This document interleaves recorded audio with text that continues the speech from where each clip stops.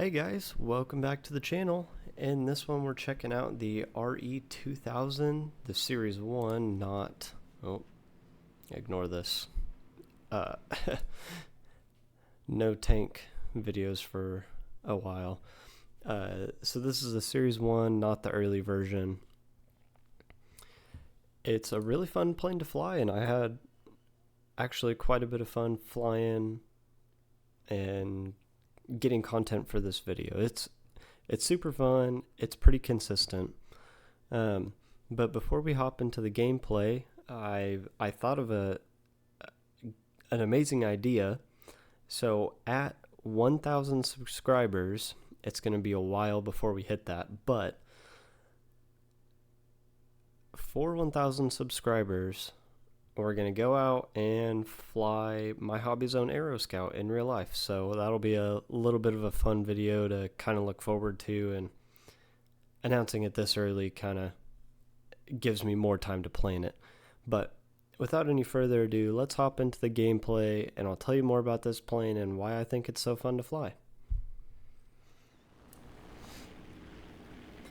Alrighty guys, so the RE2000 is pretty much like a jack of all trades and master of none. Like, all of its specs are decent, if you know what I'm saying. I mean, the climb rate's pretty good, but it's not absolutely insane like the 109 F4, I think it is, or the F1. One of the F variants of the 109 just has a crazy climb rate. So it has a good climb rate, a pretty good turn time. I wouldn't say a decent top speed. That's where this plane is kind of lacking. Really quick, I'm gonna get a pilot snipe on this XF5F, turn around, go after a Hurricane, and stall out after this P400 peppered me a bunch. He did get a few shots on my engine, and I ended up crash landing in the desert and ending this game a little early. So right here, I'm gonna stall with the Hurricane and get a few shots on him, and then my teammate's gonna light him on fire and I'm gonna get an assist. Anyways, back to what I was saying. You know, jack of all trades, master of none. Even though it's not very good at doing one specific task, it is a plane that's very easy to be successful with, and it's very easy to have fun in this plane while you're flying it. It's not, you know, climb for the entire game and then hope you get a kill with a boom and zoom attack run like the American planes. And in 2.3 you don't have a whole bunch of planes that are going to outturn you. I didn't run into very many Japanese planes, so that's probably why I was actually having fun with it. In this game, we're diving down. We see a couple enemies here. I believe that P400 gets taken out, but that P36 is who I ended up targeting. So, before you guys judge me too heavily for my aim here, the 12.7 machine guns are pretty accurate, and they're pretty heavy hitting too. I just have issues aiming. Still working out the kinks on aiming things. This P36 just slams into the ground after trying to go after my teammate there. So we have a little bit of dead time between that kill and this next one, but we're gonna fly towards the F3F.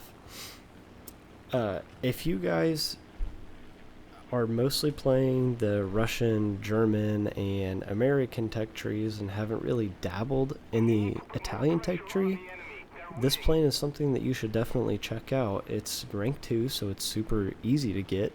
You don't have to grind very hard for it. It's the first plane in the rank 2 tech tree. Wait, hang on, brain fart. It is the first, one of the first rank 2 planes of the Italian tech tree that you can get, and it's super fun to fly. I have flown the C200 previously, but I just think that that plane is so horrendous to look at that I don't even want to fly it. It's just one of those planes that I don't want to fly because of its looks. But even though it's down in rank 2, it's still super fun to fly.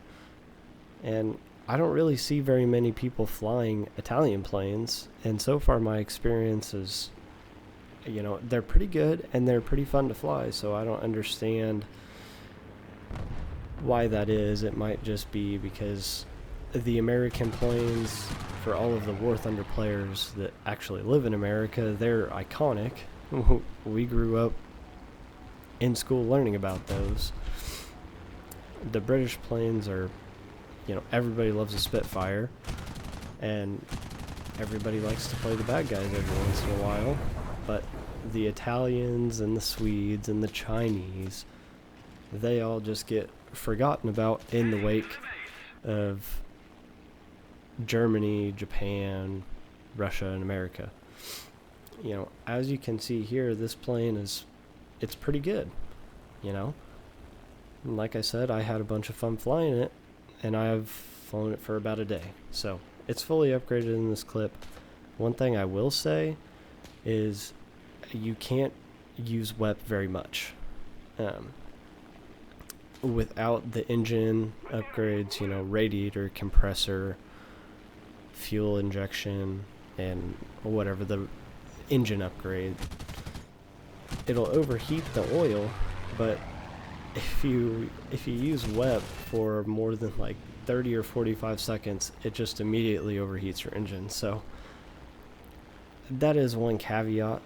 It's not really that big of a deal to me, but something to keep in mind. This plane is still pretty fast at 100% throttle. You know, it's super easy to keep 300 kilometers an hour. So this is the last clip I have for you guys today. We have an SBD Dauntless and a P400. First off, I'm going to go in on the SBD. It was a mistake to get behind him. Now that I'm, you know, rewatching this clip for like the 3rd time, I shouldn't have gone behind him. I took a bunch of damage. And even though I did take that damage, it didn't really hinder my performance at all. Whereas in something like a Spitfire, if I had taken those shots, it would have been just game over, immediately go back to the airfield.